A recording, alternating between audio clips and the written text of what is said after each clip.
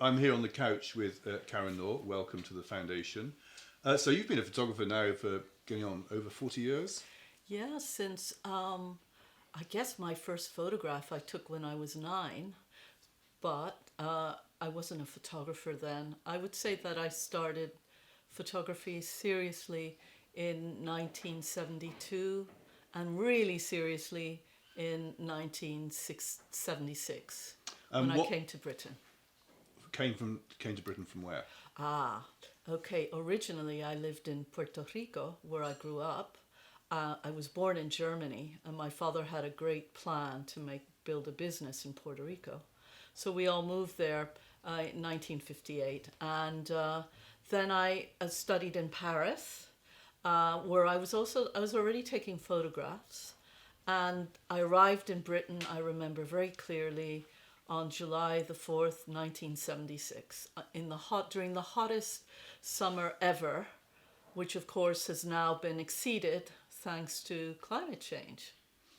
But you mentioned Germany, you mentioned Puerto Rico, but yet I believe you're actually an American technically. I'm an American technically, but I never lived in America. And I did study 1 year in America from 1972 to 1973. And I studied at an alternative arts college called Franconia College in New Hampshire, where I was introduced to another type of photography by Eileen Cowan. And was it there that made you really think, this is what I want to be? I want to be a photographer. I wasn't quite sure because I felt very ambivalent about anything, uh, in fact, being taught in America. I felt that it was a bit indulgent, the way it was taught. It was like a form of self expression. In those days, photography it was taught as a very craft based, process based alternative media. I didn't know whether it had any relevance because at that time I was also studying philosophy and other subjects, and I felt perhaps it wasn't serious enough. So I wasn't quite sure, although I really enjoyed it. So you're very well known for attending Polytechnic Central London under Victor Bergen, and yet your first body of work was about punks, which is about as opposite as it can get to the PCL doctrine as is possible, done with your friend Olivia Richon. Tell us about that. Were you doing it before you went to college Yes. or after? Yes, in fact, what we did was when I arrived in London in 1976, I then wanted to do something in photography. So I researched and found out about schools that taught photography. Um, but I realized the school that I really wanted to get to, gain admissions to, was Polytechnic of Central London, but that you needed a body of work in order to get in. So I enrolled in a sort of professional part-time photography course at Harrow College of Technology and Art. So it's basically a course taught by an advertising photographer, but you could do what you wanted really. And it was there that I met Olivier Richon, and it was there that we started hanging out together, and we used to go to clubs together. And obviously punks was the happening thing, and we were curious about it. We weren't punks ourselves, and we would go and hang out and listen to the music, and we decided that we would take photographs together. And since I was a little bit more outgoing and Olivia a bit shyer, we thought, well, perfect, we'll just work together. So I would chat up people, I would find the people, and we worked together like that. And we would take turns behind the camera. And one of us would hold the lights off the camera and the other one would photograph, and we'd just swap around. And that was a really interesting experience for us. And we decided that we didn't want to be paparazzis. We weren't that interested in celebrities. What we were interested in was people like us. You know, they weren't much younger than us, actually. We were a little bit older. But just the audience was what we decided that we would photograph. But how did you get into Polytechnic Central London with a With folio of that punks? portfolio. Really? Yes. But it's so different to what Victor Bergen ended up teaching, and But what Victor was Bergen, there's a lot of myths around Victor Bergen. Victor Bergen was a big fan of Gary Winogrand, was a big fan of Lee Friedland, was a big fan of Papa George. You know, these were people that he'd met, that he's teaching alongside or was studying in Yale. You know, he knew all of these people and he loved that sort of street photography. And that's what he did. That was his thing. And then later, influenced by his students a little bit, I think, he started doing more stage photography. It's very interesting, you know, that to and fro. And I realize it myself being a teacher, how that to and fro can happen with very talented students that pick things up fast and challenge you. And that's actually one of the reasons why I teach. But he himself, there was no doctrine. There was no doctrine whatever. I mean, I think this thing about a doctrine is only perceived by people who never really done the course. And actually people like Olivier Richomme, myself, Andy Cameron, and, you know, Joe Spence actually was a student there when I'd already graduated. And I remember, you know, going back there and doing some printing there and talking to her and stuff. There was a lot of challenging of you know, Victor's ideas, but at the same time a lot of, you know, he's an incredibly talented teacher. The way he ran his seminars, quite inspiring. In fact, arguably for me, he was probably the only inspiring teacher there, because he was out there making work, taking risks, you know, doing all these things.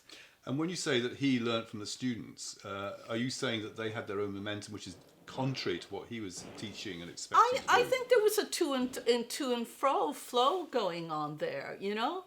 I think he was, you know, I mean, he was taking on, this guy was a constantly evolving artist. You know, he's constantly changing, constantly taking on what's in the air, what's happening, you know. And so were we, you know. We were students that went around and looked at all the shows. We're constantly, you know, Olivier and I would go to Switzerland, look at all the Kunsthalle. We're very, very, very engaged in what was happening in arts and photography at the time. So was he, you know. So there was always, I think, this to and fro going on. And I feel it very much now as a teacher. I feel the same with certain students. There is this almost like, you know, in co-influence, you know. It's interesting. And I mean, of course, you produced, I believe, when you were in the latter years of your college days, you started the Belgravia project. I did it in the second year as a student. And in fact, in response to Roland Barthes' Rhetoric of the Image. And the thing about theory and reading, and I think even philosophy in the very early days, before where I was thinking, this is self-indulgent, this photography, do I really want, I can do it, but you know, I wasn't quite convinced. Was finding a different way of documenting the world, really. Having been brought up and looked at humanist photography, having been loved, adored, Bill Brandt, for example, a Walker Evans rang a chime immediately as well. You know, Diane Arbus, one of the early books I had, you know, definitely were people that I was looking at. That really absolutely did influence, I guess, my way of engaging with the document. And obviously, you got in with these amazingly wealthy, interesting people in the heart of London. Did you know these people anyway? Were they from your class? Were they your friends? I didn't How did really you know. penetrate this society? Interesting. Okay, so the Belgravia work was a response both to Bill Owens, who came to PCL and gave a talk, and me having a big argument with him about the way he structured photographs and what he believed in. He said, I photograph things as they are. And I said to him, well, no, I structure things and change them and then photograph them. You know, so it's this to and fro thing that you have with people, I guess, mentors or people you look up to. And I guess I've always been a little bit like that. And this essay about image and text, and realizing also that Bill Owens, the text under his photographs in Suburbia, never appeared in the gallery wall. So not initially. That's amazing. Not initially. So then I said, and obviously Victor was doing work with text, but doing these very, very big works that were almost cinematic, with text on them, second generation image. So I began to see, I love the crafting of the image. I love the fact that one could develop it and do all of that. And then the text was printed separately on the paper. So there are two enlargers and the work was printed, you know, primary image for negative image and text separately. But to come back to the people And how did I meet them? My parents, during the property, I guess there was a property dip in London in 75, 76. It was after the oil crisis had affected the economy and the property crashed. And my mother had been a Red Cross girl and had been based in Stratford-upon-Avon. She always wanted to come and live in London. She loved London. So my dad purchased a 25-year lease on a 2-floor maisonette in Belgravia, very, very cheap. And they decided to settle there. So, in fact, the people in Belgravia, the first image I did was of my grandmother, who's a biochemist professor, and my mother in the living room, with a television set of Catherine Deneuve kissing Clémentine from Belle de Jour, Buñuel film, which I knew very well, so I was ready for it. I didn't stall the frame to do it. And then it kept on going. And then thinking of the image and text, thinking that I didn't want to illustrate, the image with what's being described in the image. I really wanted them talking about something else. My mum very much collaborated with me, and that text was then positioned under the image in such a way to show that it was very artificial.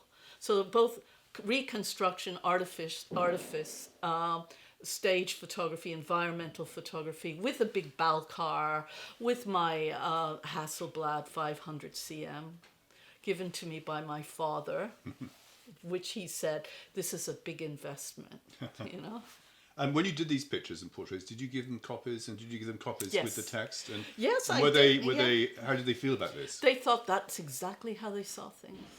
And that's another thing that was very interesting. At the PCL, we studied a lot about how people sort of have certain worldviews, and their different worldviews, and how immersed people can become in their own worldview in such a way that they just do not see a problem with it. Unless I'm mistaken, I think the image text idea became one of the hallmarks of Polytechnic Central London. Yes, and that's rather ironic and interesting, because if you think of it, we were a small minority. Basically, over a period of, let's say, 3 years, the ones that emerged, that operated that way, maybe over a period of 6 years, there was, remember, Martin, who used no text, but used sort of collage techniques in a way. And then there was Mitra, who was a year older than me. And there was Andrew Cameron, Olivier Richon, and myself, really. That was it. And, later we were sort of put together an exhibition at ICA in 1980, the year that we graduated, with Mark Lewis, a Canadian who had also used it, but we hadn't studied with. But so it became a little bit quite high profile, I think, because of this ICA show. And also, actually, because Victor was very much engaged in the Arts Council. Mm-hmm. And so he obviously put our names forward. We got an Arts Council grant in 1981 to photograph Milton Keynes, Olivier Richon, Andrew Cameron, myself, because we also worked, this is another thing, and I think this is a thread in my life and in my work, is I've always worked as a singular artist, but also collaboratively with others. So right now, as you know, I'm working with Anna Fox on a road trip based on Berenice Abbott's US1. But in those days, like with Olivier, together, but we co-author, and we did this work called Swiss Account, and work Milton and Keynes, which I've scanned and I'm putting together, owned by the I think the British Arts Council, actually. There's a set owned by the Arts Council. Only one set, I think. And so that is something that I learn a lot from. I think collaborating with another artist, or 2 or 3 maybe, is very inspiring, and it challenges me. It sort of puts me into another way of thinking. For example, working together with Anna has been extraordinary, because I start beginning to photograph like her and she photographs like me. And it's an act of friendship, it's an act of learning, it's an act of challenging yourself. And I enjoy doing that, I must say. So before we get to this particular phase, let's just look at that. So you did, after Belgravia, you did Gentleman Country Life, and then with Connoisseurs you decided to change to colour. So Okay, what brought that about? But the thing is, I already did colour in 1981 with Milton and Keynes, except it wasn't work that was shown much in England. So no one actually knew that I was already doing colour. That it happened that I continued doing black and white photography with text, because also the moment I got out of school, I went to Paris and I got a solo show. And then every year I would have a solo show, and this gallery in Paris actually supported my work financially bit by bit and helped me have the confidence to continue in this vein. And then Connoisseurs, I really felt I had to do it in color because I was dealing with cultural heritage. I was dealing with English heritage that I didn't quite understand. And what came out of it, in a way, it came out of Gentlemen and the artworks that I saw in the clubs, in the private domain.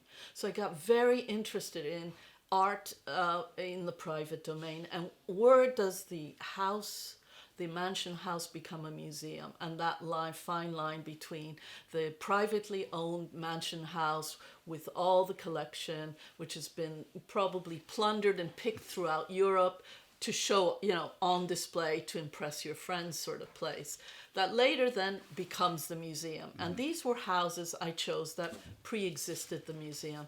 So in a way, I was trying to understand and trace the genealogy between the private property collection and the public museum. In fact, the series ends up in the Victoria and Albert Museum in the fake plaster room. And then, of course, you discovered India, which had a big effect. That on had your a big whole effect, career. but I was building up for India, in a way, sort of rehearsing it for many, many years. Because after Connoisseurs was a series called Academies, which went on for a long time, which was really about exploring the links between art education, the museum, and more bringing in also a sort of feminist sensibility to it. I was invited to be a visiting professor at the University of, it's called the University College of Stockholm. I'm just trying to remember the exact name. I can't remember it right now. But I also taught at the Royal Academy in Stockholm, and I was asked to become the visiting professor of the Academy of Photography. So I thought, what? What's the relationship of photography to the Academy? And I began to make work about that. So in fact, the work has always been about my relationship to a place that I find myself in a particular moment in time, I guess. But one of the hallmarks of the India work is suddenly you're montaging these animals I'm montaging, into the background. but already, if you're thinking of Connoisseurs, I'm bringing things in that comment. I'm not just photographing the architectural space, but I'm using stuff that I found from conceptual art of the time, if you like, and also installation art of where people make things to photograph in a space. But you didn't actually montage during Connoisseurs. No, I didn't. You may have arranged But things. I started montaging in Capital, the series I did on City Money. I put in a Mickey Mouse in front of the Bank of England. So I was very much engaged in the early 90s. I began to already digitize and put things in to spaces that I couldn't do otherwise. If I could bring in an animal, I would do it and get the quality that I wanted. But there was nowhere else, no how else I could do it. So I had to become a wildlife photographer. So I became a wildlife photographer. So you actually photographed these animals in zoos? In zoos, on reserves, wherever. I've become a wildlife photographer with and linked to an architectural photography. Two opposing ways of working. Very slow photography using ambient light up to 20 seconds, to very fast photography and hunting in the wild, hanging out in uncomfortable situations, sort of like war photography meets sort of interior glamour photography. It's like impossible situation, because I had thought of, well, maybe I could use a trainer, and have but no way, you can't have the control of getting the shot just right of the animal to work in the right lighting, etc., to bring it, it just doesn't work. So to have the most high quality, So you large prefer format, that, but because that can't happen, this is what you. I don't think I prefer it. I think now I've reconciled myself to that. I've seen it in live. I've seen, of course, I've seen pets in interiors. I've also seen birds and peacocks strut across palace floors. But there's no way I would get that level of resolution and quality that I could Yeah. print up otherwise. So I devised this way And of working. remember, I guess your main career is selling prints as well as the teaching. So Well, right. Well, they have to look very beautiful. Yeah. Well, teaching for me has been a charity for a long time, and actually, it's not just a charity. It's actually I learn a lot from it, and the reason I teach is to learn, and I think that's what keeps me going. I never stop learning as a teacher. But in terms of the income I derive from teaching, I've derived much of an income since to 2000, you know. So yes, mainly my print sales are what keeps me going, what keeps the next project happening. You know, I'm totally self-sufficient. I get grants once in a while when it's a very difficult situation, like in Japan. And it was important to really engage more with Japanese culture and get them to I guess, take my work a little bit more seriously, because women in photography in Japan are, you know, except for one or two, are invisible. So as well as your work, of course, you're very well known for being a very strong campaigner. I'm an advocate, yeah. Women in photography. Yeah. Is this become an increasingly important part of your whole life and your whole output? Yeah, it has, because, you know, obviously I'm getting on. Life is growing quickly. I noticed that my generation, you know, we are the second wave feminist. We didn't make much of an impact in the arts. Why is it that there are structural problems that need fixing? And just started a discussion with Anna Fox, my colleague, you know, fellow professor at University for the Creative Arts, about this problem. And, you know, and Anna and I got together and started doing Fast Forward Women in Photography, and then Lever Hume grant she got, and then it became very much a global advocacy. And also realizing that, you know, African women in photography are going to have a lot harder time. So how can we help them? How can we become mentors? So we become mentors to women in photography, both in Africa, also in China recently. So that has been, I mean, I feel really socially useful. And I think that's one thing in the fine art world, glamour world of galleries and stuff, I've always found rather lacking. And I'm And do you really, feel you're making progress? Do you feel... I hope, but you know what? The minute you stop, it goes back. I think that's for future generations to keep going with that thing. It just hasn't, you know, it just needs reminding all the time. The minute that you say, oh, we've succeeded to an extent, it'll just go backwards. I mean, look at politics. You know, you think the environment, certain things about the environment have been solved. We're the generation that has disappointed this generation in terms of what's happened with the environment, you know, degradation, etc. And look at us. Now there are all these protests and so on and so forth. And let's hope that some progress is made. I'm not so sure. And then finally, this work that you're intending to do with Anna. I mean, it's interesting that Anna came from almost the opposite spectrum from photography education in the 80s at Farnham. Yes. And now, of course, your colleagues and great friends. Yeah. And tell us about how this road trip will work. And will it mean that you're no longer montaging, you're actually photographing straight again? Oh, yeah. That's the other thing, is I do think it's very important to, again, challenge yourself, constantly renew yourself. And this is a way of renewing working with the iPhone. I've never taken photographs with an iPhone like this. It makes it's a more relaxed way of photographing. It's also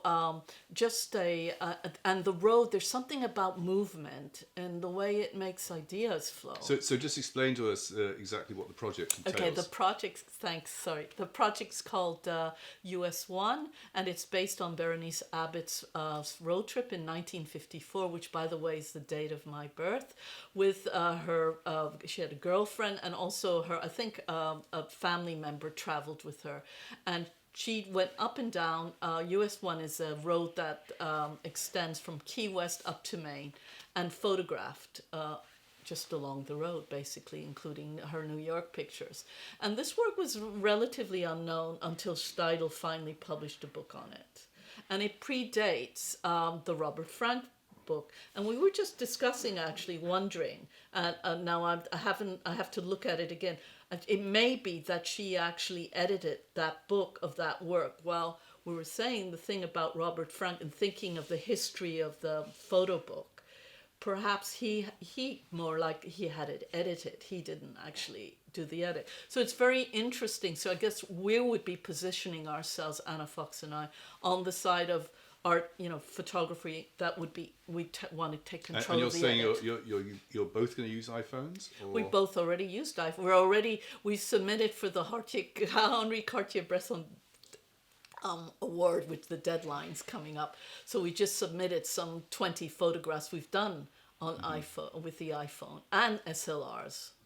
Okay, so you do both. A combination. And is the idea you just drive along when you see something interesting, you get out and stop? Yeah. And will you do the trip in one go, or will it? No, we've done it in various segments because we're so busy with other things. We're so busy both with especially Anna, who's full-time professor. She doesn't live off of her prints. I do. So I could do it, but I want to do it with Anna. So we sort of parcel off the sections. Next, we're going to do the section from South Carolina to Baltimore. Over a week, 10 days? Over about 10 days. Yeah. Okay. Well, we look forward to seeing the results. Thank you. Thank you very much, Karen. Thanks.